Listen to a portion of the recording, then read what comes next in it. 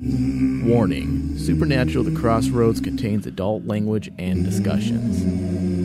If you're easily offended, do not continue to listen. Oh, Dad.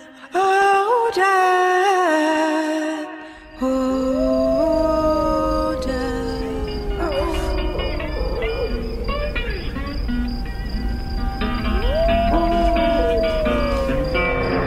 I went to the crossroads. Fell down on my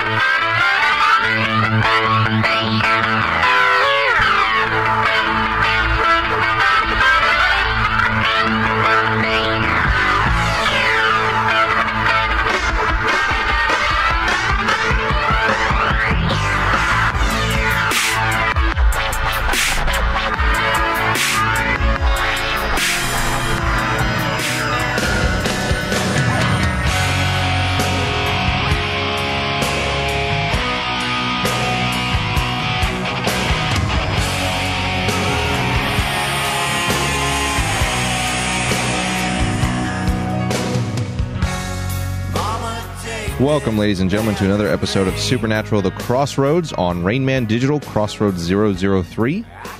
If you haven't already, make sure to get us on your Rain Man Digital app, now available on Google Play and iTunes, for a change. Yeah.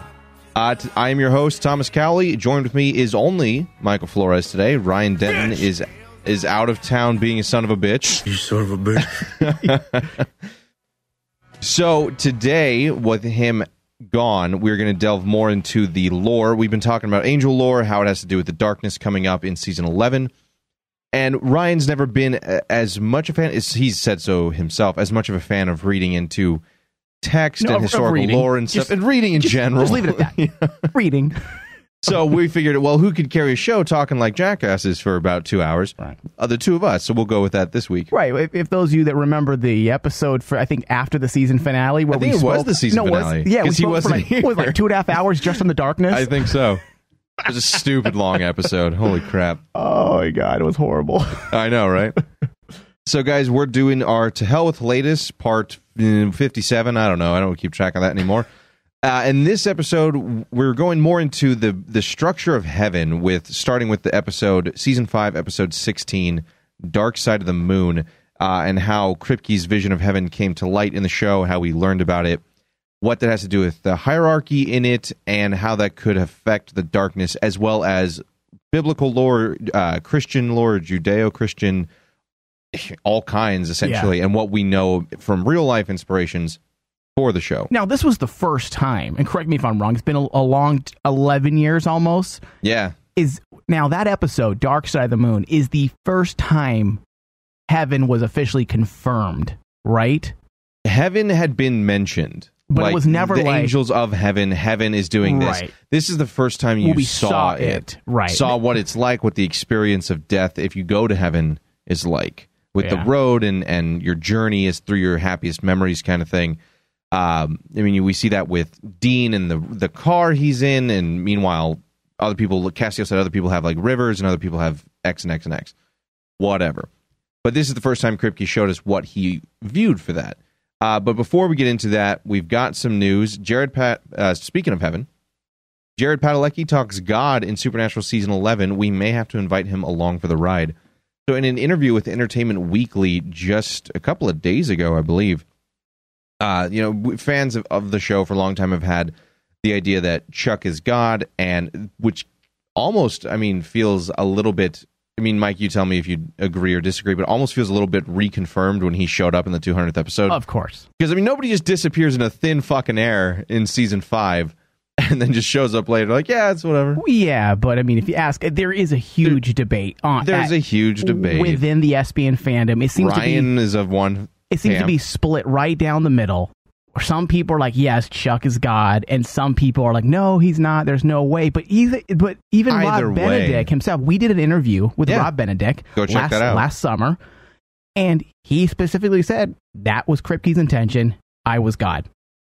his words. So I don't know why it's I don't know why debated. people have to fight it. I think, like Ryan, some people have the mindset that if it's not said in the show, it's not real. It's not canon. And you know what? I get that. And who knows what the writers have done since Kripke left. They may have a totally another avenue that they're going to take that. And you know what? I'll be fine with it. I'm sure it'll be cool. However, I'm one of the people on the side there rooting. You're a Chuck believer? Yeah, let's have some. Let it be Rob Benedict after all Why this not? time. Yeah, just do it. That would play in so well with Kripke's original humor to the show and him as the prophet through the whole time dealing with the apocalypse yet not involved at the same time. Right. That would just fit. You heard it here. This I is know. Rob's own words. So can you say Ryan Denton? Say this, please, Rob. Ryan Denton, I am God. Please say that. Ryan Denton, I am God. Every time he's out, you play that drop mercilessly. Well, he can't defend himself. Exactly. So Entertainment Weekly talked to Padalecki about the darkness and what that could have to do with the show and where they could go for help. And he says, I think the darkness certainly opens doors for Lucifer and or God to pop up, being that God and the archangels and all the angels of heaven were what locked the darkness away all those years ago. We're certainly going back to that and going a bit more biblical and having our take on the writings that didn't make it into the Bible. So I'm assuming stuff Dead Sea Scrolls kind of thing, as well as other faiths. I mean, Kripke's stuff has always been amalgamation of faiths and beliefs, changed in his own way as well. However, as we're going to jump in today's show, not jumping ahead, but even if you listen to our last broadcast from Monday, as we're delving into more the mythology side and we're kind of speculating on where, in fact, Kripke and the writers got their inspiration from, I think most people kind of say, oh, it's Christianity, obviously.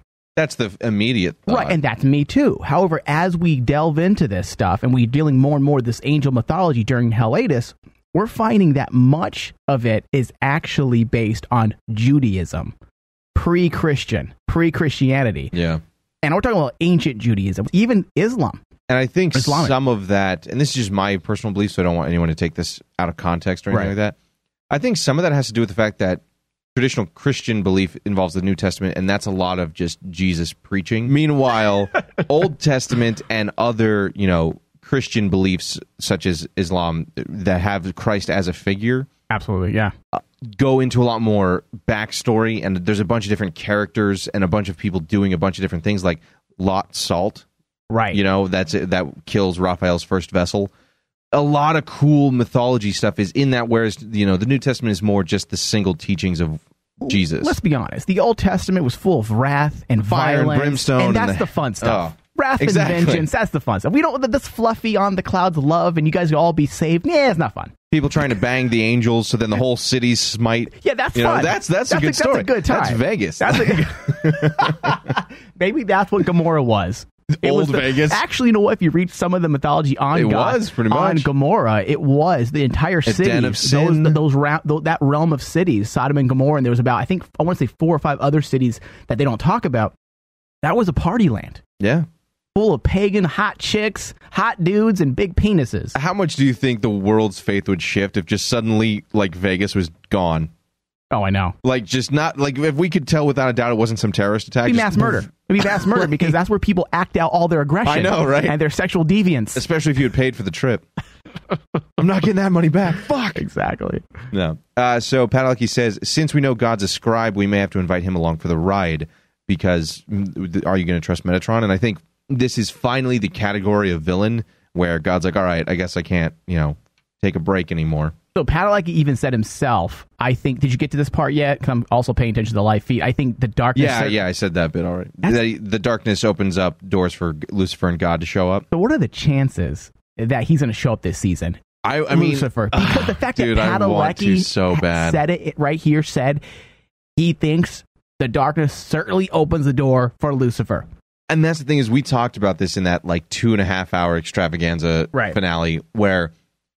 the idea that maybe Lucifer was the, involving the Book of the Dead. Was it the Book of the Dead or the Book of the Damned?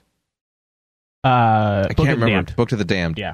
That maybe that was a way to unlock the cage and he'd come out, and it turned out to be the darkness more so. Right. But that Metatron's made levels to, that's like God level magic, Lucifer level, power that he doesn't have. everything is screaming that the big players have to come to the table. And I think when you're past a decade, you have to do that level of... I mean, you killed death in your last episode. Yeah. You have to have something that big. Right, and we've said this, like, for the last, immediately after season 5, everybody, Kripke's recommendation to Gamble when he left was, you can't go epic anymore. I'm epic. This last season was epic. The apocalypse was epic. You can't try and outdo that. Right, now you need to go more personal, which they did. And they've slowly, if you look, from season 6, it's been a slow progression from personal to more intimate, and then all of a sudden, suddenly now, we're back. We're 5 years later, we're back, and we're ready to get back into the epic arena for things to happen. I think, honestly, you needed that. If they had tried to do this level of destruction or death, or like apocalyptic level, it would feel too much of a copy. It would be anticlimactic. And I feel in a lot of ways. Yeah, like 6 seasons later, when you're hitting 11 is finally when you do that. Yeah, it was a good time. It was smart to do that, for sure. That was one of the best. Again, it came from Crookie's mind, but that was something that was a good idea that Gamble went with. And again, Gamble had her flaws, but she had her positives. She had her moments too, though. Yeah. Oh, absolutely. Yeah. Seasons 6 and 7 are littered with great moments. Honestly, I like a lot of 6. It just feels like a big shift at the end with Leviathans threw that whole thing out of whack. Right, in 7, yeah. Season 7, yeah. So, guys, with that, we're going to take a quick break, and then we're going to get into our discussion of Season 5, Episode 16, Dark Side of the Moon, and how that has to do with angel lore and the darkness as a whole. Just a minute. Oh, yeah! Some people say my love cannot be true. Good morning, Vietnam! This Saturday at 10 a.m., The Rain Man Show is back on Imperial Valley's premier talk radio station, KROP AM 1300. Well, it's getting more and more out of hand. I have people sending me tweets that are attached to my tweet saying, I'm promoting my show, I'm talking about my show. Like, hey, great show. Can you check out my project and retweet my GoFundMe? And I'm like, oh, okay, let me go check it out. And it's like, hey, Daddy needs a new pair of shoes. Hey, what's good that's on GoFundMe that you've ever seen? Besides, I don't go on GoFundMe. Yeah, I mean, I have no money to fund myself, let alone someone else. If you want to make a video game and you don't have money, go die. Well, you okay, if you want to make a movie and you don't have money, go die. The Rain Man Show on KROP AM 1300. All right, live retime, everybody. Let me ask you a question. Are you getting enough? I bet you love more, right? Well, AdamandEve.com wants to give you more with 10 free gifts. First, you're going to get a sexy surprise for her. Second, a specially selected toy for him. And third, a little something we know that you'll both enjoy. Plus, you'll get a 6 full-length adult movies on DVD. And number 10, free shipping on your entire order. So what do you got to do to get your 10 free gifts? It's not hard. Just go to AdamandEve.com and select any one item. It could be an Avengers new toy, sexy piece of lingerie, or anything. I said lingerie, not laundry. Okay, this time, guys, I promise. Lingerie, or anything you desire. Just enter offer code RAINMAN at checkout, and you'll get all 10 free gifts. Go check out AdamandEve.com today. Select one item and get 10 free gifts, including free shipping when you enter offer code RAINMAN. That's RAINMAN at AdamandEve.com.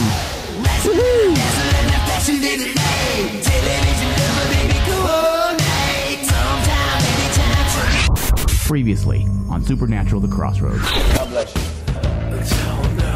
After rock salt and Ruby's knife prove ineffective, Dean asks who he is, to which Castiel replies, terribly written. I don't know where I got this. I know, right? Where'd you? I think I put it in there to just F up Ryan. Thanks, man. Appreciate it. To which he knew I wasn't going to talk much, so he's like, I'm going to fuck up whatever he does. I think my uncle Chuke wrote this. Castiel. He went to a warehouse. It was my hair that was making me so hot. Worked for Dean. What the? That God has worked for Dean to do today, Junior. I don't even know where I got this. Sorry, guys. Dude, I was it started. I'm like, wow, an actual synopsis, and then I kept. And I just you see the highlighted text. You can tell it was copy and pasted, and I don't know where I got it from. Actually, dude, plagiarism to the max. Oh, God, stupid plagiarism. You plagiarize a piece of shit. You need to look up plagiarism. Nobody wants to claim that. Yeah. That was That's, I think this was from the Mexican Super Wiki. Google translated that.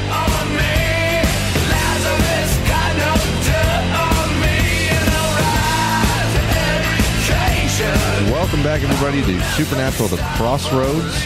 Now we're going to be talking about Season 5, Episode 16, Dark Side of the Moon. Quick synopsis for you. Dean and Sam are killed by hunters Walt and Roy. They awake in heaven, and Castiel contacts Dean and asks him to seek out the angel Joshua.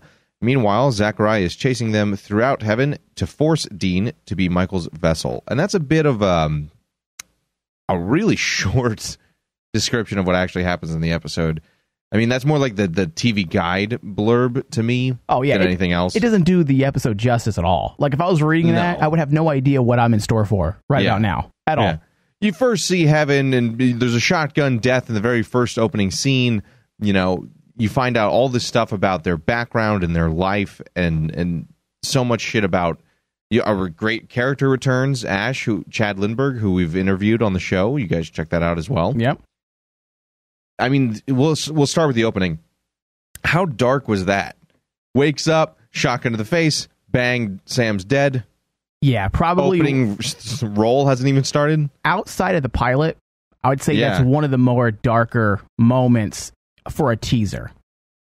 For the opening sequence, I mean, people have died in opening sequences all the time, but like that was just shocking. I did not expect them to be blown away, blood spraying all over the wall.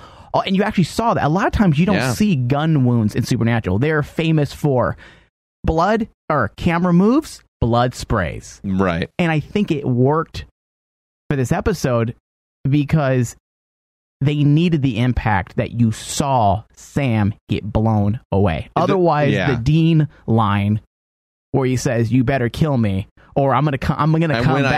When I come back, pissed. Yeah. I'm gonna be pissed." And if you didn't see Sam get blown away and the camera moved, it just wouldn't have the same effect. It wouldn't have the impact. We needed it. I love this opening because it made you feel exactly how Sam and Dean did, and it was supposed to give you that. All right, sitting down for my favorite show, another good hour of television. And just like Dean, you're like waking up in the morning, going to get some coffee or whiskey, whatever. It's a morning wood, too, man. Morning wood. That's not a good way to wake up. No, you don't want to lose your wood that fast. No, man, you're morning wood, and then he has to look for his gun, and then he gets killed. And that just ruins the whole moment. And then, like you said, you see Sam get shot. And then immediately you go from nervous to livid and upset, just like Dean. Right. And then when he says that line that he's like, when I come back, I'm going to be pissed, you just know as a fan that you're so vindicated. You're like, we're going to fuck these guys up. That's the spinoff right there. Vengeful Dean, vengeful ghost, vengeful spirit Dean. What if Dean came back, Sam didn't, and he just goes on a murder spree? I would watch that. An entire show about vengeful spirit. That's what the curse is, right? What's the name of that vengeful spirit? Oh, man, it's a comic book, too. Ghost Rider? Spectre. Is it Spectre? Spectre's DC, but Ghost Rider is the spirit of vengeance in Marvel. But a Spectre is a vengeful spirit, right? So I think so, technically. Let's call it Spectre and there you go. Starring Dean Winchester as Dean Winchester. That's so stupid. I would watch it. You love it. That's the worst title. You would watch it. I didn't say I wouldn't watch it. I'm saying the title needs some work. It's far better than Bloodlines. No.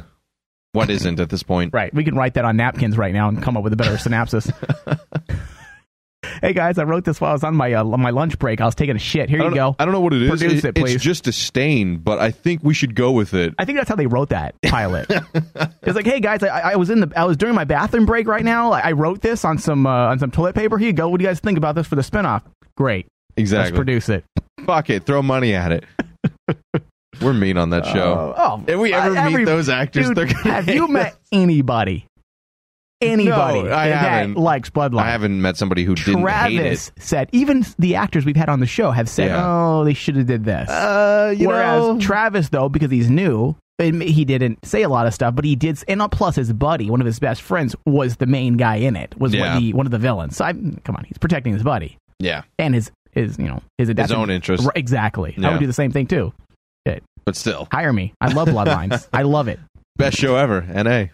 Lou Ferrigno endorsed. Ryan's not here. That's not fair. I know, right? He's going to be pissed now. I know.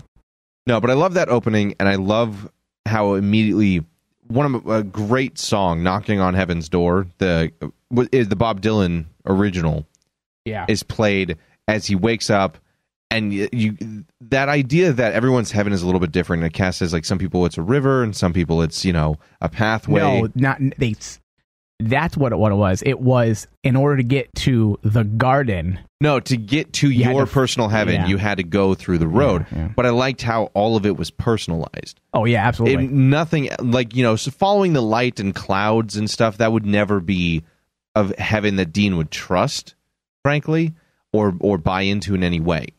A heaven for him would be that he's in his Impala, he's driving along the road. Yeah. Because that's the only thing that he knows and he would believe in. Well, the thing that I really liked about how heaven was portrayed, it was portrayed in a different manner than it's been portrayed in many other television shows and movies. And Dean, they actually called themselves out, which Supernatural is very famous for calling themselves out when they're borrowing something, or, hey, this is what we're doing, guys. Look at, he says the Matrix. He says, do you want to live in this heaven or this whatever matrix, when he was talking to the woman who died. The psychic? The psychic, yeah. Pamela. Yeah, Pamela. And I like that because that's exactly what Kripke did with heaven. It was kind of like filled with poetic analogies and metaphors. Yeah. Which is, down the rabbit hole. Matrix, Alice in Wonderland. And it made it a lot more awe-inspiring and abstract. Yeah, it was a great way to go with it. Yeah, it made it feel not quite like something we've seen before. Oh, and that's the thing, is like the idea of, clouds and white light and just tranquility, the angels and the trumpet and the robes, like, it's a bit archaic now in a lot of ways, I think. And I think that the idea of a personalized, this is what you would want. What would you have wanted out of life? Were you able to make all the right decisions or all the decisions about your life? Right. And the fact that Dean's starts out still so similar to what he has is an interesting tell about him. Mm-hmm. But you also, and that's one of the things I loved about this episode, not so much, like, it was incredibly interesting from a lore standpoint, because you see what heaven's like, which we had never known, how it's patrolled by the angels in some way, that you're stuck in your version, technically. Like, except for the road aspect, because he meets up with Sam later. Right. You're kind of, like Ash says as much, you're stuck in your route, your little Idaho, and that's it. Getting into the mythology and the angel side of things, as what we're trying to keep to on the show or during Hiatus, is as we're doing research, we keep finding more and more inspirations are being drawn from Judaism. Now, the whole concept of heaven, the different levels of heaven, is taken from, there's almost every religion that believes in a heaven has some version where there's various levels. There's different stages of heaven. Particularly, now, Christian heaven is nowhere near what the heaven this is portrayed. This is more like Kabbalah Jewish mysticism, pertaining to the different, I believe according to the Kabbalah, there's 7 heavens.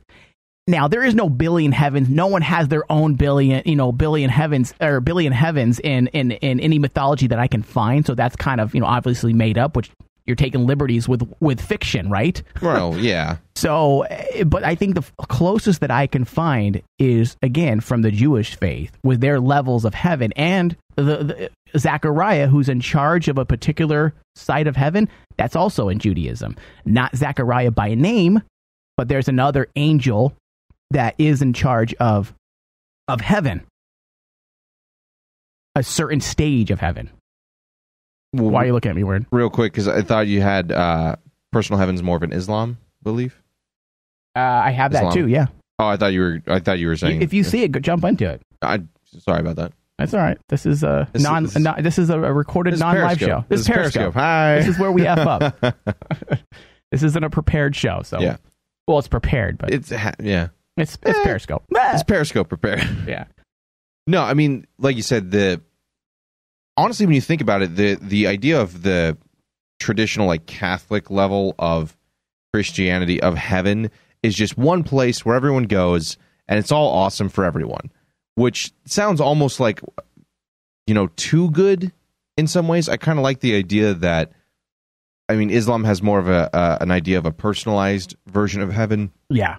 And I kind of like that idea better because, and this might be, the idea as humankinds, we can't comprehend it, but the idea that there's one place where everyone's just happy seems a little too, like, Willy Wonka chocolate factory Very much, level. yeah. You know? And I liked that Kripke played with a mix where, you know, everyone has the same concept of heaven, but the actual reality of it, if you want to call it reality, is very different, and yet still perfectly makes everyone happy.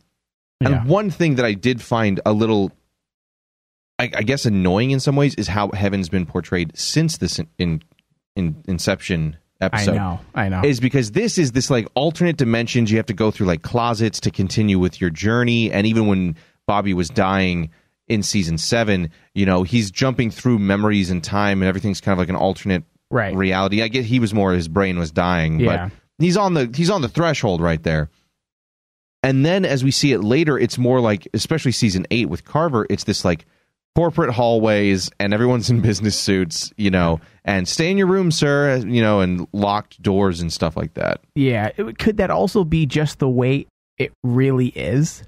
And it could be. I mean, you got to remember, okay, the version we saw with Kripke was something more, that's more our taste, meaning you and I. That's why I think we liked it a lot. It's just well done from an artistic standpoint, from a writing standpoint, all the way through and through. It's just a great way to portray it. And how do you portray an abstract thing like heaven? Yeah. Okay, and to make it tangible. And I think he did the best job. By not portraying it. Right, and he did the best job with it. Now, if you remember, Zachariah did say, I used to walk down these halls with respect. I'm paraphrasing here, but to that degree. I'm so awesome and but Dick's so big. Right. So they did have, I don't want to say a corporate ladder, but they did have... There was a hierarchy. There was a hierarchy. And I'm wondering if the things that we've been seeing from the Carver side, like particularly with the Bobby episode this past season, where you have a hallway, you have doors. Again, that may just be what the angels project. And I kind of fill that gap in my mind because in my mind, you know, Sam and Dean, and this is how heaven is if you died. Right. You know, you got to remember, that's behind the curtain. That hallway's behind the curtain. Exactly. And Bobby's in his personal heaven. Exactly. Right. The version you're supposed to see is what Sam and Dean start with, a road and a pathway, and eventually you get to your personal heaven. Yeah. And Ash has essentially hacked the system and is running around through, you know, portal doors and going through. I've always loved that. I love that concept too, that of all the people, he figured it out.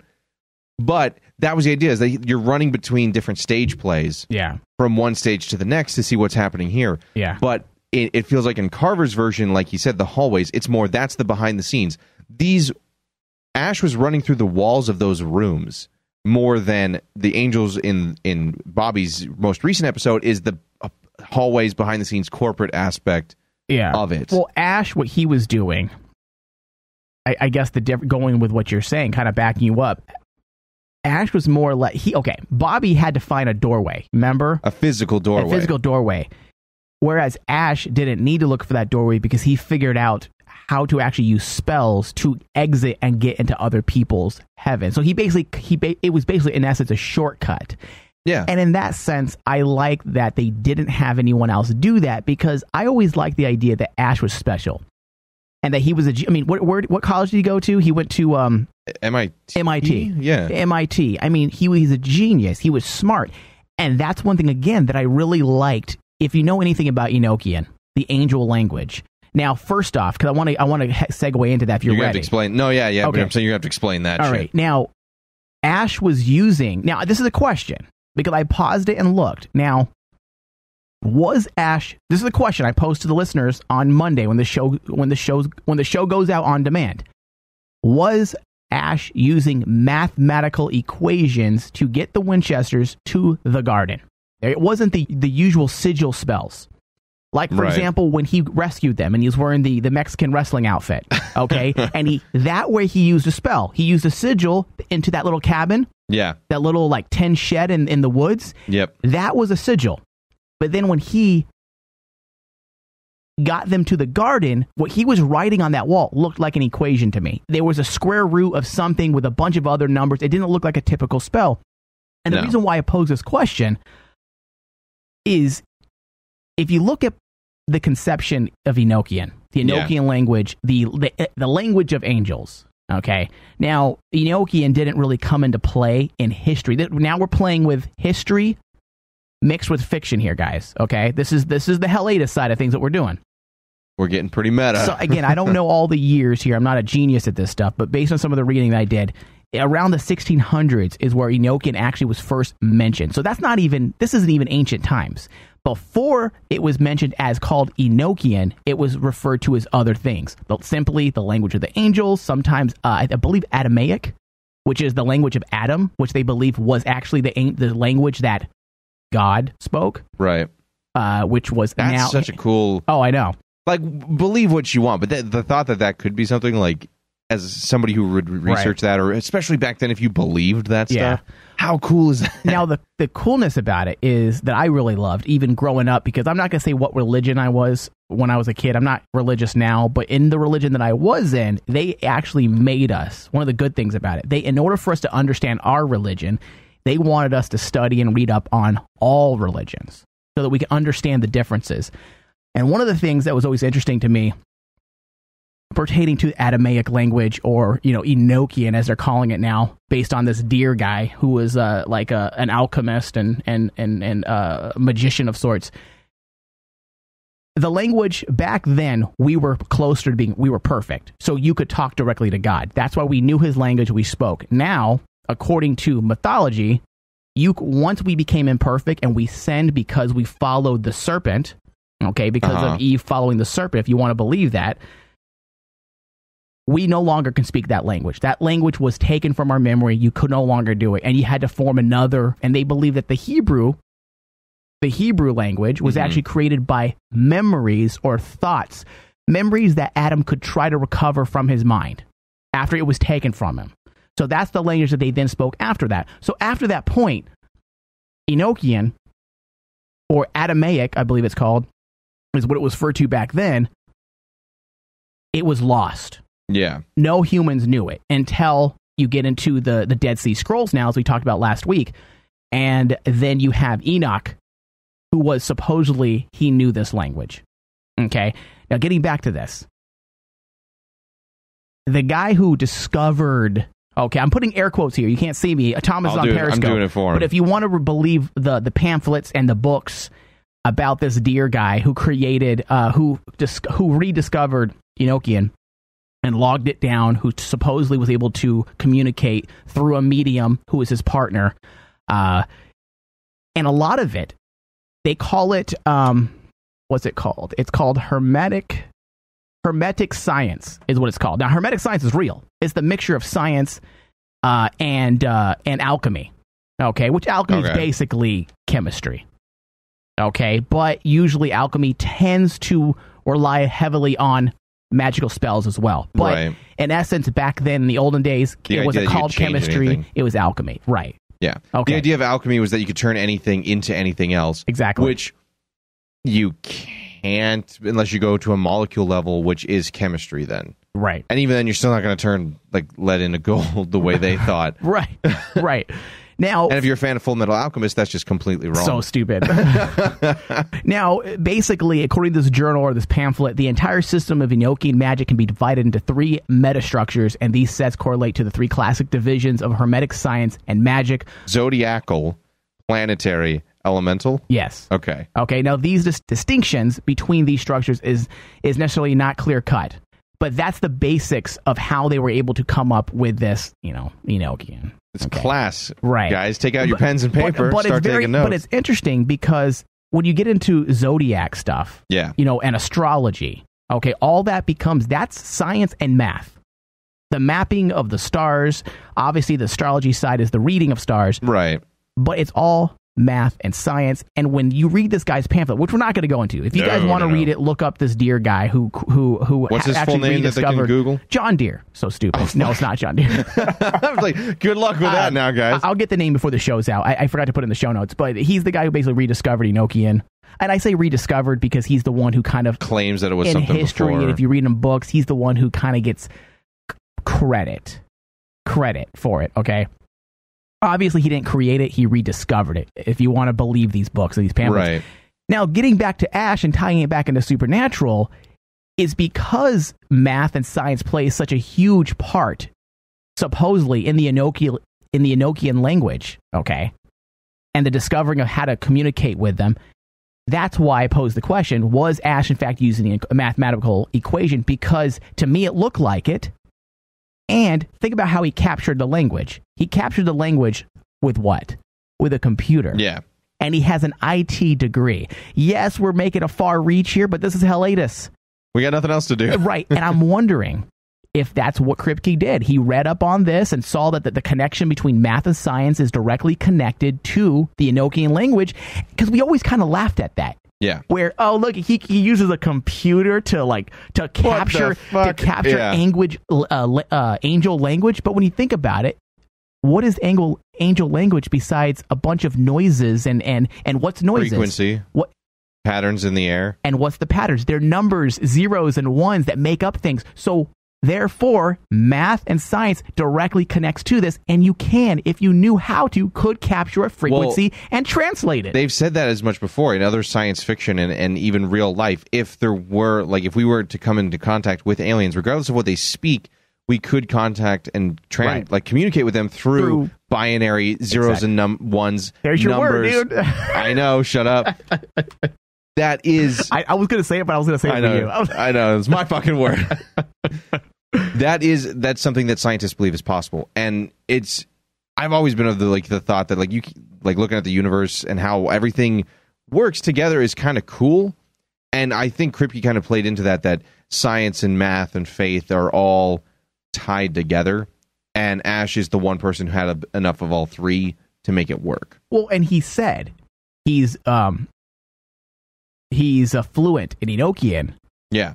So, again, I'm just wondering, because he's from MIT, and they made it always a point to show that this guy's a super genius, yeah, that it would make sense that he would find a scientific way to crack that. Exactly. Yeah. And that's the genius of Kripke. And I guarantee you, yes, we're going out on a limb here where we may be reaching, but at the same time, that's the genius of what Kripke did with his lore. And when you think about Kripke working on this show for how many years? 10 years? 10 years. 10 years. Tell me in 10 years, while he's reading up on Enochian and the ideas, have thought of something. Exactly, you would come up with that. Like, if this was your baby of it, like your concept, like you said, a decade of your life, which at the time, I don't know how old he was, but anywhere between a third and a fourth, of your life has been on this project. Right. You're gonna think of these things, and that's what I think is cool about Supernatural is they took fiction and mixed it with, and I get air quotes here, fact or real life stories or history, and combined into his own version of fiction. And I think that's where, not talking bad about the Kripke or the Carver errors or the Gamblers, but I think that's where some of the magic was lost. I think that's a perfect word too. Magic was lost. Not saying it's not good, but I think you have a guy like Kripke who really thought the hell out of things. Yeah. Whereas with Carver and the rest of the guys are kind of living off of the mythology that was created, which you should. Absolutely. But I don't know if there's a whole lot of research and that type of 10-year... Obviously, you can't have 10 years of research on your story. And I think that's where a lot of some fans who like to say it's not as good as the original seasons. And I think that's simply why it's not. It's just straight passion and simple and time. Research. Passion and time. I mean, Kripke had years before the show was even picked up to work on this and flush out ideas and hammer out the bumps in the road. Meanwhile, and it's also when you create it yourself, you have that much more care of it. Not to say that Carver or Gamble don't, or that the current writers don't. A lot of the writers are still on the staff. Yeah, oh yeah. But just when it's yours, when you create it, I think you bring a little bit more to the table. There's something about that adds to the process. And Carver and Gamble didn't have Kripke's planned 5 years in motion, trying to just trying to find the end. You're at that point. How many years left? Are we going to get renewed? Do I keep trying? Do we wrap this up? You're dealing with a lot more corporate aspects of the job. Right. Now, going back to what I was saying, Thomas, is, again, I'm going to post these books and these links on our Facebook page after the show airs, so you guys can kind of, if you guys are interested in this type of stuff. But basically, his name's John Dee. He's the guy Enochian. Enochian is a name often applied to an occult or angelic language recorded in the private journals of John Dee and his colleague, Edward Kelly. And it was 16th century, so I was right. 16th century England. And they were a duo. So I love it. I love this stuff. Yeah. Just jump into the episode a little bit as we move forward, because after the initial concept of heaven, one of the things I loved about this episode was the brothers were at such odds despite needing each other more than they ever have in their lives, or I guess post-life. You see they're trying to escape angels, like Zachariah says. You're trying to outrun us on foot in heaven. I love Good job. That guy was such a dick. He was the first Dick Roman. This suit is just better than you. Why do I love all the assholes? Because you're an asshole. I loved him, dude. Like in this episode when he started macking on, I'm using macking from the 80s. Yeah. When he was getting up on Dean and Sam's such mom. a sleazebag. Oh, I would do that if I was the bad guy. Because you're a sleazebag. She isn't real. It's like being in the holodeck. It's not. Listen, she isn't real. You're not cheating if it's in the holodeck. Okay. It's not rape if you're in heaven or in the holodeck. That's the worst thing you've said at all time on the show. Ryan's not here. I had to do it. But I love that guy. I love how much character. of a dick he was on that. He was good. But they're doing all this stuff, but at the same time, Sam and Dean are still at odds. Dean's memories are, the fireworks display with his younger brother and family and Sam. It's all centered around that. Right. And Sam's are Thanksgiving away, moving away, and Dean calls him out on it. All your memories are of you leaving. And I loved how people can love each other, but also still completely want different things out of life. Oh, yeah. And that's the story of, Sam and Dean and Michael and Lucifer. And it felt like it circulated around the amulet in this episode. He gave that to Cass before as a way to find God. The amulet of true, like given through true love, essentially will help him find it. It's the Samulet. It's the what? The Samulet. The Samulet. You're right. Samulet. No, that's technically what people call it. Yeah. It's what it is, Thomas. I always liked that. As somebody who has a brother, and like you cherish those birthday gifts a little bit more. Did you give your brother a Samulet? I have not given my brother a Samulet. I'm a little old for that now, maybe. I don't know. He might be like, what the fuck is wrong with you? That burns hot? Yeah, exactly. God. You take this, Sam. It burns hot. You are filling in for Ryan today. No, but I always liked that concept in that it meant so much to Dean. He's like, in the beginning of previously on, he says, don't lose it. He doesn't want to give to Cass, even if it does find God.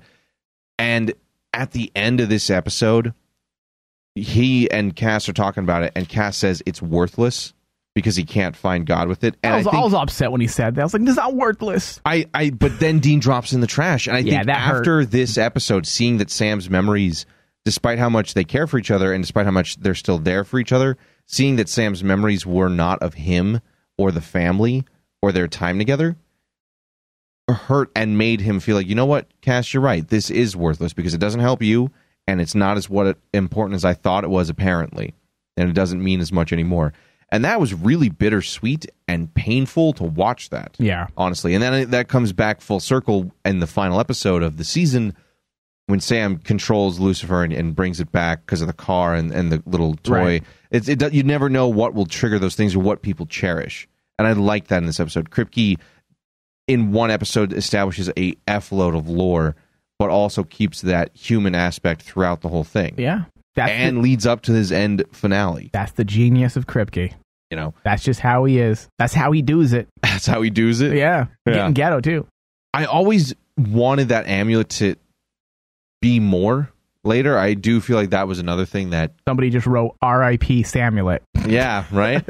I wish that was something that had been played with a little more, or there was some reasoning as to why at least played with just enough to have burned hot. Right. You want to get it warmed up right before you just... You started it. I did that one.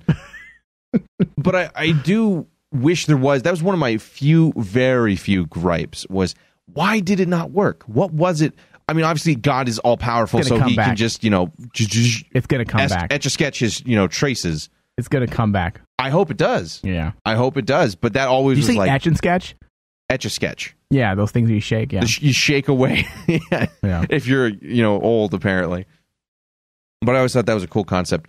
But did they, someone asked if they thought they took it out of the trash can. I don't think they did. At least not in that episode. I just watched it literally. You did not see it in that episode, but I believe and I'm hating myself for not knowing this right now, but that I believe it was a part of the show later, or is at least referenced later. Yeah. I know it wasn't in the 200th episode. There was something like that. I don't remember. I remember they did a tribute to it, but I don't. All I remember, because again, being these 10 years get all like, you know, it blurs. It bogs your mind down with all these 10 years of stuff. I can't remember what happened to it, but what do you know? What happened to the Samuel in the end? It got destroyed, right? Give me just 1 second here. Look it up. I'll find it. Yeah. Yeah, guys, we're not technically live right now. We're letting you get an inside look into the recording session. So according to give us time here. According to the wiki, they drop it into the wastebasket on the way out. The fandom has named it the Samulet, and a replica Samulet appears in the musical episode Fan Fiction, the 200th episode. Okay, someone just said 200 episodes. Yeah, I remember that, like the cardboard one. But the actual Samulet? But the actual Samulet hasn't been seen since then. Since the trash can. Right. Okay. I'm wondering if it's going to come back, man. Yeah, and that's the thing, is that hurt, you know? That's something that he cherished for his whole life, and now it's gone. Yeah. And all because of how Sam didn't have the same memories, you know, and their family bond wasn't as strong as he thought it was at that time. I think if God does make an appearance eventually, they should definitely... He should have that back. They should... He should give that back if he makes an appearance. Like, Dean, you dropped this. Yeah, here you go. Years ago. Oh, dude, you tell me the fans wouldn't be like... But it would be burning hot, though. Like, so what? Well, God can hold it, but I'm just saying. It would be interesting, though, if definitely it has to come back in some way. I feel like it has to. It would be awesome if it just appeared, okay? Like, I would be okay with it being ambiguous, and it just, in an episode, it showed up again in some way. Yeah. Okay, let's just say, and then sometime later, like 8, 9 episodes later, that's how we know whoever is God is God. He's wearing it. No, because meaning, let's say it shows up in the nightstand in the bunker. Okay. Okay, it's just there. It's just there. It's just mysteriously. There. Yeah, mysteriously. Like, I'm okay with that. Let it be ambiguous, or it could be found someplace, or some other hunter might have had it. Something. We don't need an explanation as to where it's been, but let's say it pops up. And then that's how we first figure out somebody is God, whether it be Chuck or anybody else, because he has that amulet again, and it burns up. I'd be happy with that. That would be kind of cool. Yeah. Yeah. How awesome would that be if that, after all these years, it came back. Castiel's plan to how to find God actually works, and it's not because they're trying to. That'd be so fucking cool. Dude, I would piss myself out of enjoyment. Well, we know that Cass's first plan for that didn't work, so this other one was his whole episode goal. I feel so bad for Castiel. I know. That episode. Dude, he was so bummed, dude. He was like someone who lost his faith, literally. The whole ending of season 5 was like someone shit in a cereal.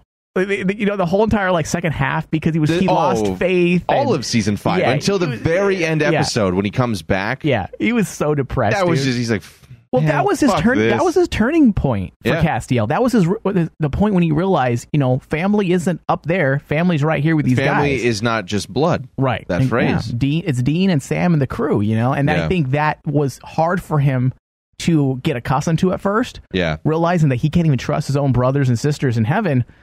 And this is where it's at. I think that's hard for anybody. Imagine if your family, in essence, turned their back on you. Not only did they turn their back on you, but then everything you believed in, and realizing that God never even really, according to Joshua, he doesn't want to intervene, which leads us to Joshua now. Right. I was going to say that what Cass's other plan was find Joshua and talk to him. But real quick before we move on from that, like you said, the idea that that's something, not to get too political, but that's something that a lot of people actually have dealt with, that family has abandoned you, religion has abandoned you, trying to find out who you are in a new world when everything you knew before no longer applies. Yeah. That's something that a lot of people and a lot of fan people can relate to. Absolutely. But yeah, then Cass's plan was, go talk to Joshua. What did he call him exactly? I don't even remember. What are you talking about? Cass said, find Joshua. He's did he say the scribe? I don't even think he said that. I don't think he said that. I think he said, oh, wait, he did. No, he said he did. When he was talking to Dean on the radio. He was the only one that he knows that God had talked to. Right. Yes. And he's the one who sent him on the mission to say, hey, guys, don't let Zechariah find you. Get to Joshua. Because he's going to want to put you into bodies. And Dean and Sam are like, great, let's do this. Let's get back into our bodies. And Castiel's all, hey, you're behind the veil. I think he used those words. For the first time, you're behind the scenes. You're behind the veil. You can find Joshua. He speaks directly to God. Yeah. And I loved his episode, like his appearance, because he's very humble. He's nothing special in the beginning. And then Zechariah still threatens them. And then Joshua says that he has to talk to Sam and Dean, and Zach has to piss off, frankly, or else face God's wrath. Mm-hmm. And that Zach's just like, tail between his legs, like, oh fuck, and just leaves, no questions asked. But I never got a sense. It was almost like this is the God's butler. This is God's like, he's right, like the guy who takes care of his clothes and picks up his laundry and talks with him one-on-one. And in mafia movies and kings, usually mafia movies and stories of kings, the person who has their ear is not the guy in power. Yeah. It's not his right-hand man or the left-hand man. The right-hand man and the left-hand man are always trying to kill the butler or the manservant, I should say, because of the fact that he has the ear of the god or the king. And they played that really good with Joshua, how he wasn't in a position of authority. No, but he just knew everything. Zechariah was treating him like a bitch when he first turned and said, what do you want? I'm in a meeting here. And just like that, and Zechariah's like, well, God's not going to want to, God's going to, it doesn't want, whatever he said, some threat pertaining to the fact that he has God's ear. And Zechariah's like, okay, later. All right. Well, peace out. I guess I'll leave then. I loved that concept. And I love Joshua, and I wish there was more of him, just because I wish he had shown up since when we spent so much time in heaven. Right. Someone put in the Periscope, it's God's gardener. Like, we're aware of that. We're just trying to find the metaphors and. Well, a gardener takes care of things. Like a butler takes care of his your name, life. But if he was a gardener, he should have been named after my uncle, like Chucky. This is God's gardener, Chucky. He's got a sun hat and overalls. Hola. Oh my God. Come here, Winchester brothers. Hermanos, Winchester hermanos, come here. Oh my God. This show gets canceled. Yeah. Hey, that's a spinoff right there. There you go. Yeah. No, I love Chucky the gardener. Supernatural. Chucky the gardener. Jesus. I mean, I love the fact that Joshua knew so much that he says, God's aware of what's going on. He brought Cass back. He saved you guys from season 4's explosion. He's guaranteed your spot in heaven, but he also says, I'm tapping out. It was an exposition dump, but it was done worked. in the right way. It was what we wanted for so long. Because this is a guy who actually would know things, so it was acceptable to hear exposition from him. He's like, the whole time you've been wanting to know what the hell God has been doing or not been doing. And the whole time it's like, oh, he's dead. Maybe he's missing. He doesn't give a shit. I don't know. Well, we know for a fact. And now we finally have somebody who's like, hey, find this guy and let him give exposition. And we were all on board that train. Yeah, I always like the fact that he's been on Earth, that he's aware of the Winchesters, that he did in fact resurrect them. He did in fact save them. Yeah. So he does care about them to a degree. It always upset me, though, that he sees the angel. Obviously, he's on the side of the Winchesters. Obviously. Yeah. He is playing it like a true almighty being and saying, well, I'll do what I can. I'll do what I can. I kind of like you guys. I'll do what I can. But he sees the angels completely messing things up. Fucking up his whole system. And I think when they do bring God back, they're going to have to... They're going to have to discuss about... They're going to have to discuss that as to... Well, obviously, we know from a biblical standpoint, if you look, God is on the seventh day. Right now, we're living on the seventh day, which, if you know the Bible, the seventh day is God's day of rest, where he does nothing. Ever since the creation of mankind and the world, that if you want to believe in the creation aspect of this mythology, he's on his day of rest. This is the seventh day, still, for a millennia. So him intervening, to me, always... from a biblical standpoint, meant a lot to me. Knowing the scriptures and knowing some of their inspirations, the fact that he did intervene shows that even though he's in his, air quotes here, day of rest, he's still willing to help out the Winchesters the way he sees fit. I mean, you got to think about this. This guy's what? An ultimate deity, right? Whether it be Chuck or not, who knows? Whoever it is. I mean, you're helping out somebody who's very small. Yeah. That's a big deal in a lot of ways. But are the Winchesters small? No, they're supposed to be in a cosmic sense. In a cosmic sense, Winchester later. In a cosmic sense, I would say during the first 5 years they were small.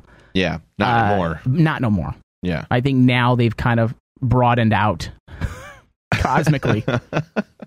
But now the Joshua connection, taking it back into history, if you want to jump into this. Yeah. There's not a whole lot on that. No, I couldn't find anything on the gardener or Joshua. Most biblical tie-ins to the garden Islam, Judaism, Christianity, it all goes back to the Garden of Eden.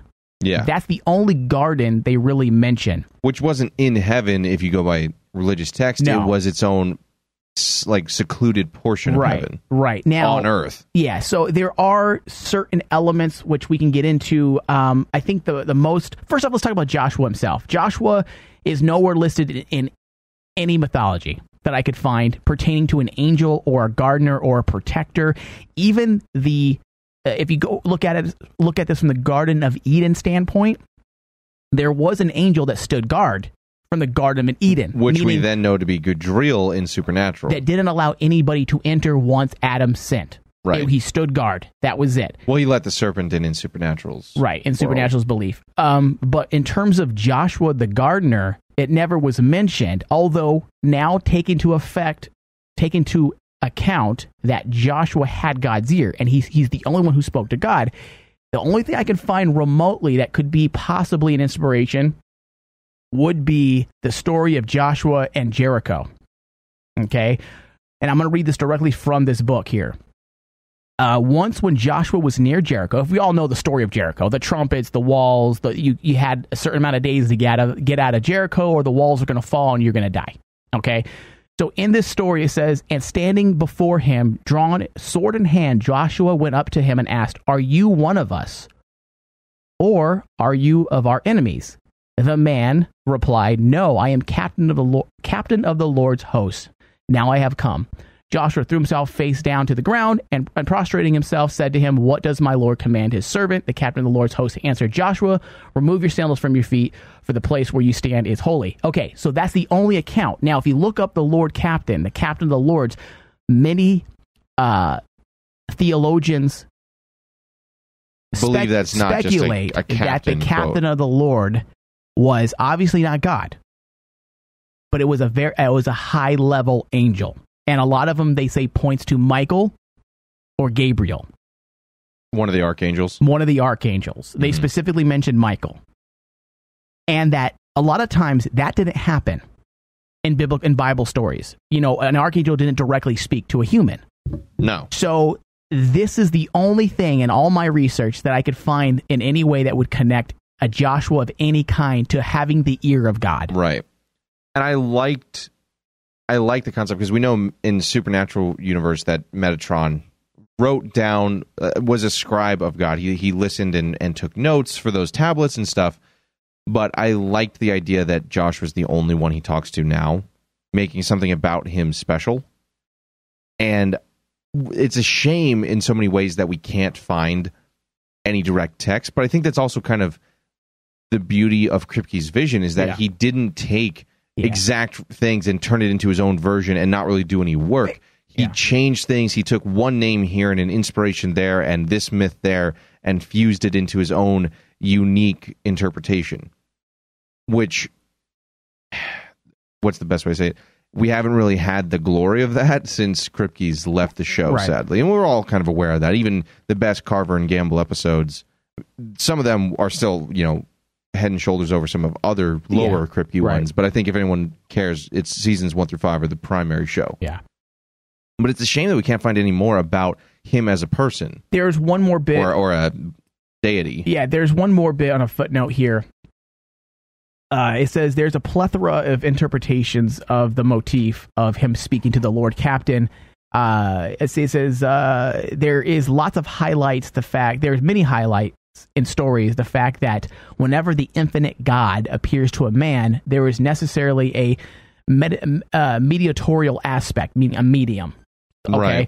Right. Or can never see him as he is, but only as he reveals himself, as in the case of the burning bush, or as an angel, or as a man. Right. So, in the footnote here, it's then saying that it could in fact be God, but there's a medium in between speaking, because obviously speaking directly to God could kill you probably. Probably. I can't imagine that's easy. Right. If an angel, destroys your eyes, if you see them in their true sense, or you can't even communicate with them, if you remember the appearance of Castiel, obviously that makes sense. So this is the only bit. And now there are in certain Roman Catholic beliefs, they believe that Joshua was, because he was a righteous man, he's the one who ended up taking Moses' position when Moses died, and he took the Israelites into the Promised Land.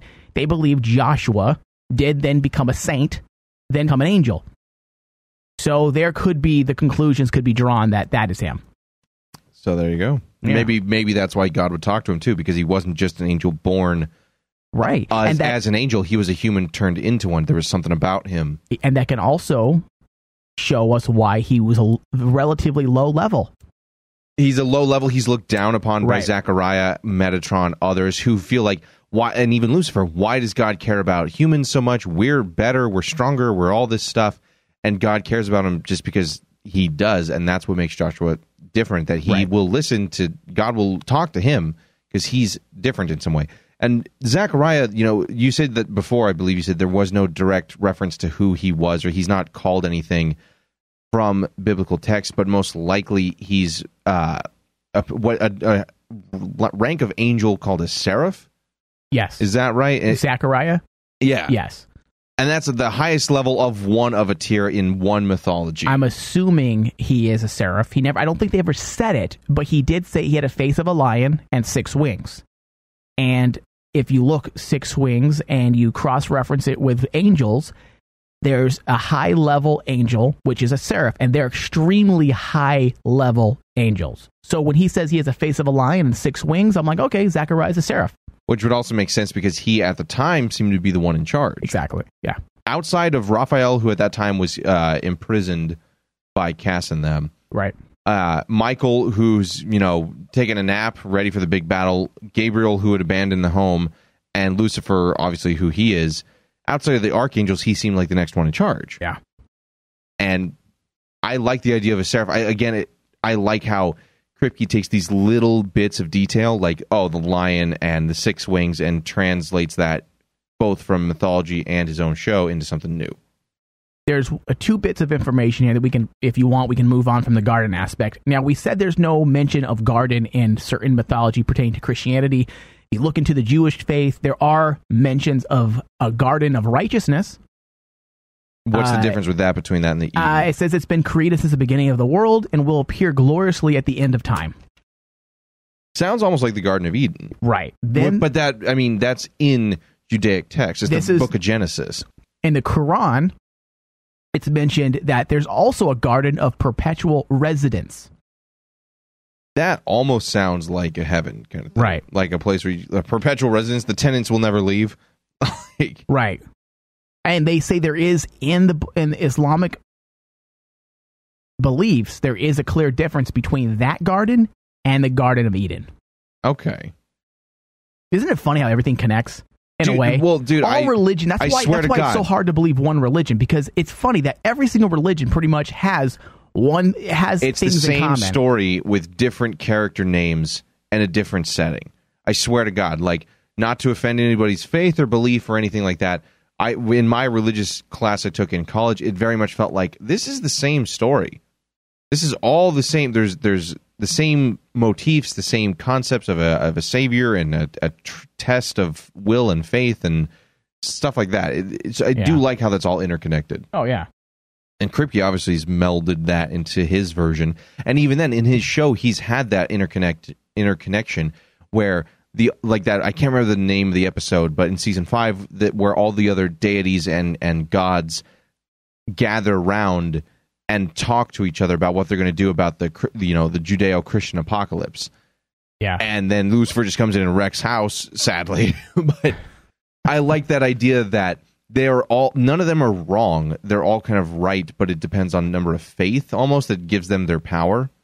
In some ways, although it does, obviously Supernatural has much more of a Judeo-Christian foundation to it. Yeah. Hammer of Gods, someone just said. Hammer of Gods, thank you very much. One of my favorite episodes. Such a good episode. It opened the world up so much of Supernatural. Thor's there, for crying out loud. Come on, or Odin. Yeah. But it showed also, okay, you have all these ancient deities, and yet they're all afraid of Lucifer. And that just shows how they weren't even sure at that point if they could even kill him. Remember, they were stringing along Loki or Gabriel, right? Thinking, hey guys, we know this guy's. They're pretending they're fooled that he's just Loki, and they wanted to test it out, see if they can kill him. They say, okay, we know we can kill him. Yeah, So the fact that they're afraid of them and that they are, it seems like they're lower deities compared to Lucifer and the archangels. That's the thing, is like, this might be the Dragon Ball Z fan in me, but I want to know like power levels and stuff. Like I wanted to know, okay, if Lucifer, who's an archangel, can just wipe the floor with these guys, how much stronger is Michael? Are they even? Where's a regular angel's power level on this? This is the nerd in me that I've got like charts in my house on the wall. This beats that, which is greater than this, you know. Yeah, I'm a fucking dork, whatever. But I did like that episode, and I loved the concept that there was fear behind that. Is that it for? I think that's it, huh? I think that might almost be it. The only, let me see. I think that might be it. Yeah, I think this episode. If you guys have been with us for a long time, you know we did our top 5, bottom 5 episodes. This one was in my top 10, absolutely, but really hard to cut down to 5 because of how much it does, and because anything with Sam and Dean being mopey in some ways probably going to get extra points. Yeah. But I loved the beginning of this episode the most, with the concept of, you know, Dean's views of heaven are completely different than Sam's, yet they're both still so similar in a lot of ways. They both want family, but what does family mean to somebody? Super Saiyan Lucifer. Super Saiyan Lucifer. There you go. Super Saiyan God. I don't know if I'm reading these. The iPad's far away from me, so I don't know if I'm even reading them correctly. Fans of Dragon Ball Z Resurrection F, Super Saiyan God, Super Saiyan Lucifer. Yeah, you fucking know what I'm talking about. And I'm reading it sideways, so I don't even know if I'm reading. I think it's a new eye test. Read Periscope sideways while doing a show. Now, Thomas, it's up to you, but if we're at about an hour and 15 minutes in, we do have some theories, some additional theories on the darkness. Yes, let's get into that. Okay. Yeah. So Mike, again, has done all this research on that, but you said earlier in this episode that we seem to be in like day 7. God's day of rest, where he's not going to fucking do anything. Yeah, he's, you know, his hands on his dick. He's chilling. He's drinking a beer. His football's on. You know, he's hand in his pants in one hand, beer in the other. Right. Sweatpants on the couch. Yeah, he might dial 911 for you if there's an emergency, but that's about it. He's not going to dial. He's going to send a text. Yeah, there you go. Yeah. Oh God, Sam and Dean are almost dying from Lucifer escape. Yeah, I'll tweet that out. Retweet. All right, they're good. They're good. Yeah, he'll favorite them. He'll favorite a tweet. That's it. If you're not trolling his favorites, tweets, then you're screwed. Do you follow? Do you follow? Yeah.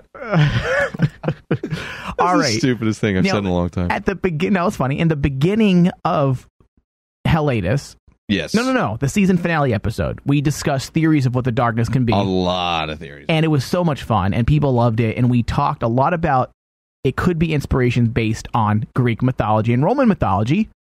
Okay, darkness. We delved into that side. Now, in an old pamphlet, I was able to dig up. I like how you're Bobby now. That's so stupid. I am Bobby. In an old pamphlet that I found from online. I mean, I'm not actually going to an archive here. It's an old. You should have. You should have gone into a library and like had books. And stuff. I'd be possessed. Dude, they don't have them anymore. I'd be controlled. Yeah, you would be like, something's up with Mike, dude. Yeah. In an old pamphlet, there was a story that's not widely known. Okay. Yes, it's widely known, meaning if you search for it, but it's not a widely known topic. Yeah. Now, these are just speculations that could, in fact, be inspirations for the darkness, because when they brought the darkness, we immediately assumed it was pre-Titans. Okay. Because the darkness was, in fact, the names of one of the primordial deities. In which faith is this? In which spawned Zeus. Greek mythology. Zeus, what's the other ones? I can't even think now. Poseidon, Hades? Or are you talking the Titans beforehand? No. Kronos and them, and Gaia? Kronos. I'm saying they spawned them, meaning their children. Yeah, so the primordial beings in Greek mythology gave birth to the Titans. Right. So you had Gaia and Kronos. I guarantee I'm messing a few of those up. And they gave birth to the gods. Yes. Zeus, Hera, Poseidon, Hades, all the darkness was pre that. So that's kind of what we delved in the last episode. I think it was 4 episodes ago. So if you want to listen to it, go onto our site and check it out. But this week, there's some new elements that could enter the equation. Okay, I don't know, but it sounds interesting. Okay, now in the second book of Enoch, okay, these are not biblical canon stories. These are, again, going back to the Dead Sea Scrolls. And they're not even sure. They have not this pamphlet has not been approved by any theologians or scholars yet, meaning they found them in 1997. When I think the original Dead Sea Scrolls, I want to say, were found in either the late 60s or the 70s, okay? How do we still not know enough about this stuff? I know, right? And to go off on a Da Vinci Code tangent for a moment, do you know how much text the Catholic Church has in their vaults and their libraries that are not available to the public? I know. Ever? Because they don't want knowledge. They're afraid of knowledge. Always have. I am so fucking curious about that shit, dude. I know. Anyway, continue. So this has not been yet approved. This particular text has not been authenticated. There we go. I can't say the word. I'm going to try. I have tongue tied right now. However, in the second book of Enoch, the book of secrets of Enoch, God reveals to Enoch, the great grandfather of Noah. We already know that, the secrets of creation. At one point, God explains to Enoch how he created the higher foundations of the cosmos. Okay. Now, we all know the story about let there be light. Right. Okay, but this goes more in depth. This is the cosmos using light from the belly in an invisible being called Adoil. Now, again, I don't know if I'm pronouncing this correctly. Now, in a lot of biblical texts, they always portray the light and darkness as just as a substance. Okay, as a substance, meaning light and darkness. Yeah. And here's light and here's darkness. In these texts, they refer to it as being a primordial being. The invisible being called Adoil, and the lower foundations using the darkness that comes out of an invisible being called Arcus. Both of whom release their designated element under the command of God. Now, that's where Supernatural deviates. Again, we're going off of the fact, we're speculating here. We're going off the fact what could be the inspiration for the darkness. And if you guys are listening to this after October, and we're completely idiots, because the darkness has been revealed, then it's a fun episode. Speculation. Yeah, it's information.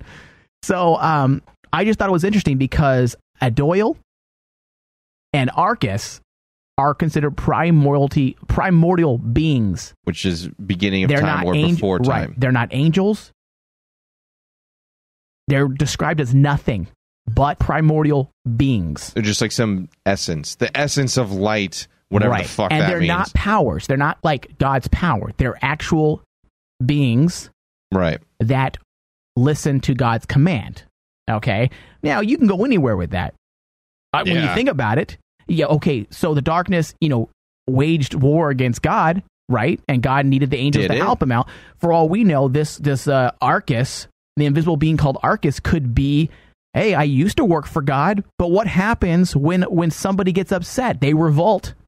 Yeah. And then the war of darkness and God. Or even did it revolt? I mean, in our last episode, we talked about how the concept that the darkness doesn't even know it's doing something bad. It just is. And that sounds like the motivation behind something that's a primordial being. Right. It doesn't have petty issues. It's not trying to rule the world. Right. It is literally a force of nature. It just does stuff. And that's what I like, that concept that God and his angels didn't fight like a malevolent war against this thing, but just fought back this force, and locked it away somehow. And I know in Supernatural, I think they might have said that it was pre-God, it was around before God, so that can also be some liberties they might have taken with some inspirations. But out of all the things we've read so far, even the Greek mythology and lore, this seems the most legit.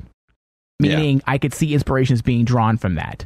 And again, this is based on Judaism. And as we're doing research during Hiatus, so we can give you guys some possible angelic, lore inspirations that the writers may be using, it seems like they're borrowing more and more from Judaism. I think you kind of have to at this point. Well, it's more funner too. It's more funner. It's more funner. It's more interesting, more fun. Well, I think also Kripke delved so much into traditional Christian belief of Michael, Lucifer, God, heaven, hell, demons, angels, and just general myth as a whole. Anything from the hook man scratching the teen's car, to werewolves and vampires and anything in between. I think the only place to go is untapped religions. I mean, Kripke, even with Hammer of the Gods, touched into some of them a little bit. Odin shows up. There's different religions and beliefs. But I think this is the best way for them to tap into new material while still tying into Kripke's stuff and Christianity. Because traditionally, like Christianity looks at Judaism and says, that's all right, but here's the next chapter. Yeah. You know? So I'm looking forward to that. I really hope we're not completely fucking wrong on some of this stuff. You know what? We probably are. But, I know, but hey, like, it's still fun. It's Hellatus, right? Right. We have some fun. So yeah, I mean, I do hope we're right in some way. Not just because, oh well, it was Hellatus, it was fun. But I do hope we were right because it would show that the writers and Carver are doing their research. Yes. More than just willy-nilly, oh, the darkness sounds cool. It's more, guys, here's what have we not tapped into and how can we go beyond the veil of time and space to something that hasn't been touched on before. Based on one writing for the Dead Sea Scrolls, I think that's a great launching off point for the end, sadly, because I think we're coming to it eventually, the end of the show. Yeah. So with that, guys, we're going to take a quick break with a little bit of news updates, and that'll do it for us here at Supernatural The Crossroads.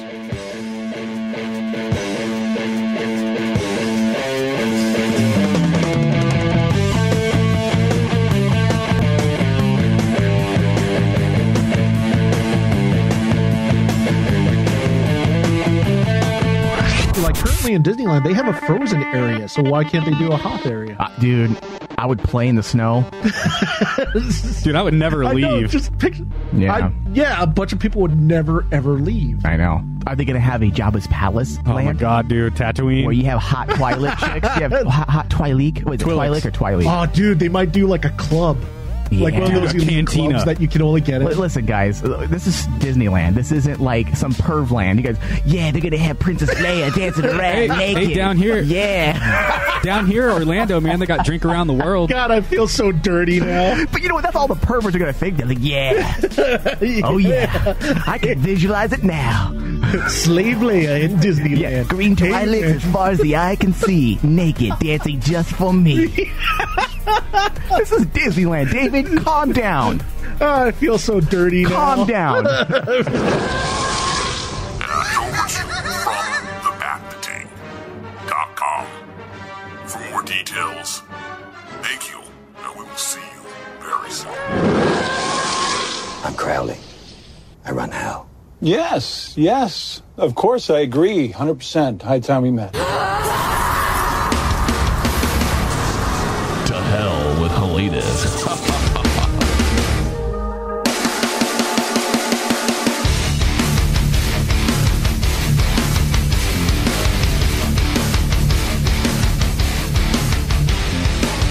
Welcome back, everybody, to the last little bit here of Supernatural The Crossroads. Right before we sign off, we just have a couple of things we want to talk to you guys about, and then one bit of exciting news.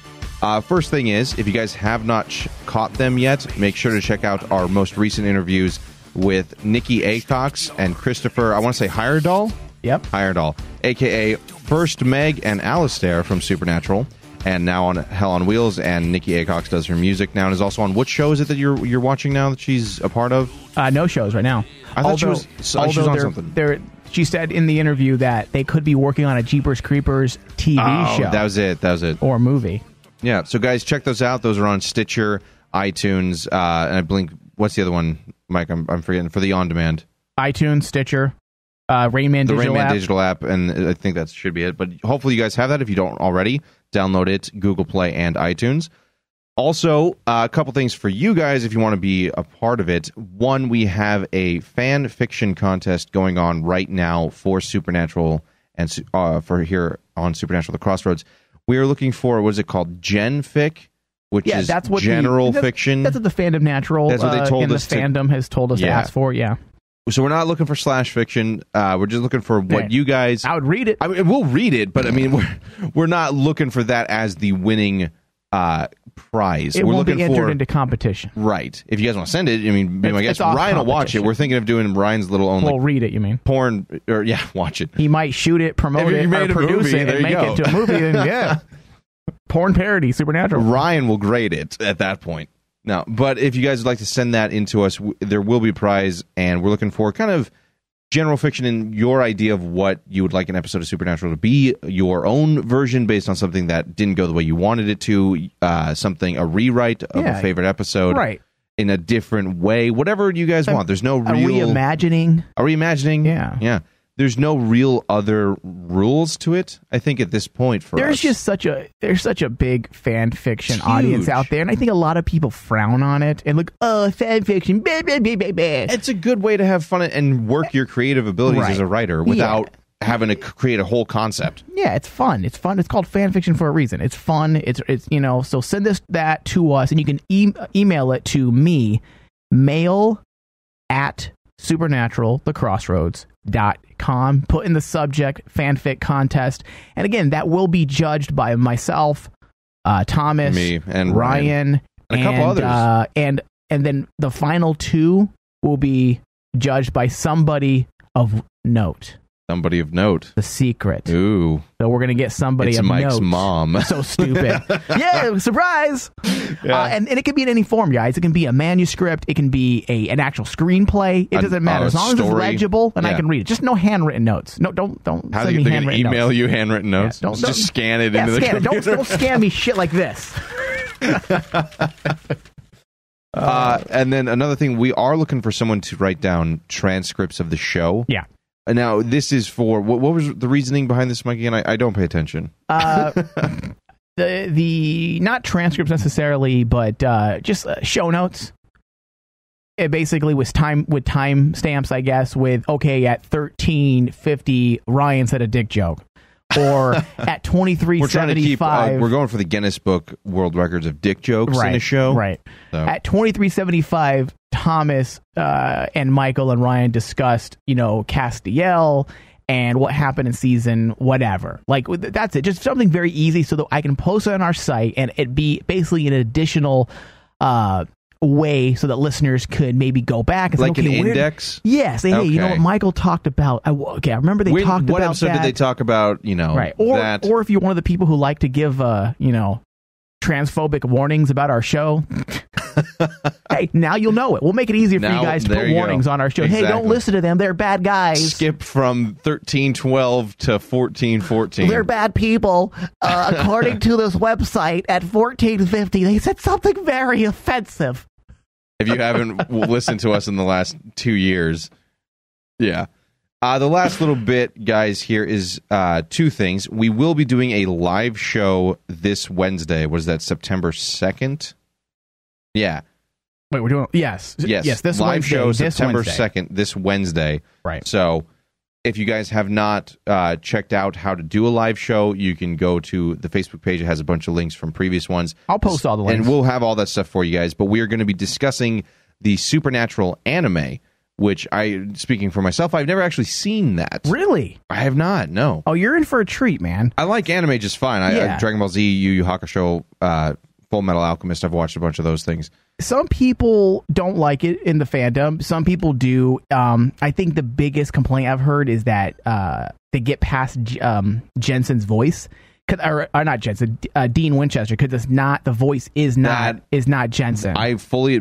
Disclosure, that will be hard for me as well, because I'm one of those guys that if it's a Batman cartoon and it's not Kevin Conroy, then it's not Batman. Right. So I get it. But we're going to be discussing that. That'll be a live show broadcast. We will have a chat room at the time if you guys want to talk to us and ask questions. We might do Periscope, depending on how we want to play that or how much work we have to do. There isn't a whole lot of work doing Periscope. Yeah. There really isn't. I connect, I route out, and now that I found a way to get the sound out, I mean, as long as my iPad's charged, I say we just keep doing Periscope. If it helps people, it gives additional... If you want to feel like you're sitting in here watching us creep in the darkness, be our guest. Yeah, I might see me grab my dick. So again, guys, that's going to be Wednesday, September 2nd. I think we'll have exact times and exact details for you guys on the Facebook page as we get closer to that date. And then the last little thing here... Live event. It's on the show notes. It's not in here. You want to talk about that too? Yeah. Do we have 100% details or still... We don't have a date, but we are moving forward officially with it. I finally purchased the equipment. I wanted to have the right equipment to do a live event. I'm in the middle of looking for a venue. I have a few people helping me out, but we will be doing a Supernatural The Crossroads live event.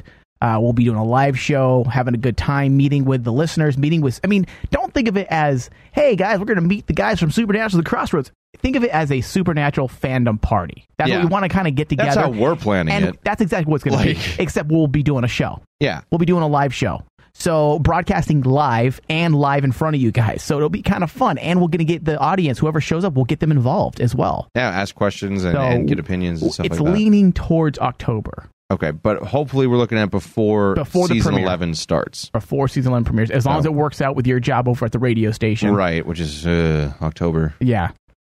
Concert month. Anyway, for that as well, guys, pay attention to Facebook and Twitter, and we'll have all the info for you guys as soon as we have it finalized ourselves. The last thing we want to leave you guys with is a bit of news. The S.H.I.E.L.D. and Supernatural creators are making a new show for Time at NBC. Described as Back to the Future meets Mission Impossible, Time is the brainchild of the S.H.I.E.L.D. creator Sean Ryan and Supernatural creator Eric Kripke. Deadline reports. This is through IGN. They're working on a new show together. Yeah. Now, have you ever watched The S.H.I.E.L.D.? I've watched episodes, but I got in. Here's the thing. I got into the S.H.I.E.L.D. I'm ashamed of you. because that was I didn't care about it. When I first heard about it, it was like almost at the end, and I saw the biggest episode. Oh, that's right. You told me that. Oh, I saw it because my buddy watched it. He was like, I have to watch it. He was at my house. And I'm like, all right, I don't care. We'll watch it. I don't know what's happening. I see the biggest episode. I'm like, holy fuck. That's a big... Dude, that ruins the entire TV. It ruins the whole show. Which is why I haven't... ruins the entire show. Which is why I haven't watched it since then. I know Kirk Sutter was on that, who went to do Sons of Anarchy. It's like when I started watching Lost, because I was really late watching Lost, and I was watching it, and I was watching the season premiere at Arrow. And the guy in Arrow was trying to catch up Oliver on the last 5 years. He said, well, you didn't really miss much. You know, the Kardashians, Lost, guess what? They're all dead. And I'm like, you son of a bitch. Well, watching one episode of that show and you should have known you were wasting your time. I was so upset. I was like, really? They're all dead the whole time? I'm like, oh, I hate you. One of those. Yeah. It all took place in a snow globe. And that's what... you felt. That's what I the felt. S.H.I.E.L.D. Yeah, I fell into that. Going off that for a moment, the S.H.I.E.L.D., for those of you that have not watched it, is one of the best. It's on my top 10 televisions of all time. It is so well written. So when I heard the news that Sean Ryan and Eric Kripke are working together on a TV show, I almost jizzed. You got hard. Oh, dude. Beyond I'll hard. admit it. Oh, yeah. You punctured a hole in that desk. I was beyond excited. I think I was in the middle of recording a show when I saw it pop up on my feed, and I interrupted the show just to get all excited.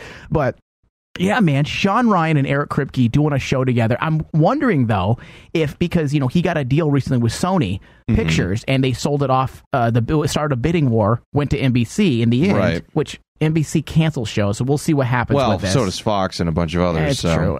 So I'm interested to see if this will be like a J.J. Abrams maneuver where Kripke produces it. He's an executive producer, maybe write a few things. We know and then it leaves. says here, Ryan and Kripke will write the script together and executive produce the show for Sony Pictures TV and but Davis who will be the showrunner? That's what I'm waiting to hear. That's the big question. Are they going to pilot an episode and then someone else is going to have the reins? Because it's going to be one of them, probably. Probably. Yeah. I think I'd like to see both of them work on it together, like Game of Thrones, co-showrunners, like Game of Thrones does with David and Dan. I can't remember. Are they the last co-showrunners? Yeah. Oh, okay. They run the whole thing. They write most of the episodes. That'd be interesting. That would be cool. It'd be nice to have that level of quality brought to just your standard run-of-the-mill. I mean, I wouldn't mind Kripke being a major writer and Sean Ryan show running it. I don't care or who vice, does, or vice versa. I want just both of them. It'd be fantastic. Yeah. Time came together after Kripke and Davis Entertainment were looking to do a big-scale time travel drama, according to Deadline. They are both under deals at Sony and reportedly hit it off, fleshing out Time's characters and story in a few weeks. The NBC canceled a show 6 years ago called Journeyman. That was a time travel I'm still show. bitter about. It was mystical. It was magical. Yeah. It sounds terrible when I say that, magical, but it was very mystical, tied into. It was more supernatural than science. Yeah. And they canceled it. And did you watch it? I didn't watch it, no. It was such a cool show. So I'm like, okay, so you're going to... look at the landscape now. It has changed. Game of Thrones is the biggest show. Walking Dead are the biggest shows right now. Yeah. You're getting away with fantasy and weird shit, You're frankly. right. You're right. The landscape has changed, but NBC's still canceling. Yeah. They're not... NBC, every year, NBC greenlights half a dozen or more genre shows. Yeah. And you never hear about them because A, they premiere them in the summertime. Stupid. And then B, they cancel them before fall even hits. Yeah. So I'm hoping they give this show a chance to survive, knowing that Kripke is able to do like what he did with Supernatural and create a lifelong fandom if he wanted to. It'll give this guy a chance. I mean, here's the thing. If you were an executive producer and you're like, all right, who's behind this new show we're trying? Well, the guy who did The Shield and the guy who did Supernatural that's been running for over a decade. Holy fuck. Yeah. Just give them money. I would just do this. I'm like, you guys, I'm out. I wipe my hands of this. I want to see a finished copy. I'm not going to interfere at all. Just send me the DVD as a screener, and I'm good to go. And what do you have to lose at that point? Absolutely nothing. As the CEO, executives, all of that, just give them the first season to do with what they will, as long as they don't go incredibly over budget, and just watch fucking magic happen. Exactly. Like, there's no downside to that. Unfortunately, people like us don't fucking have those jobs. Don't run a studio, because we're the ones who are like, hey, where's our great idea, and then we get shit on. Exactly. Anyway, we'll see what happens with that. Hopefully we'll have details soon. Either way, guys, we want to thank you for sitting here and listening to us on Supernatural The Crossroads. Check us out on Facebook, Twitter, Crossroads SPN, Bold Irishman, The Ryan Denton, who's not here today, sadly. Twitter, Facebook, pay attention for the live show on Wednesday, and don't forget to check out our live event, like party show at some point in September or early October. You make it sound so much more funner. Much funner? So much more funner. More funner. It's a party show. It'll be so much more funner, guys. Yeah, you make it sound like it's rave chicks are dancing around. Yeah. There's going to be dudes naked. There's tons of coke and blow in the house. Yeah. That's how Supernatural fandom parties, right? Exactly, right? That's right. All right, guys, thank you for listening. We'll talk to you later. You little maggot. You are no longer a part of this story. Hey, ass butt.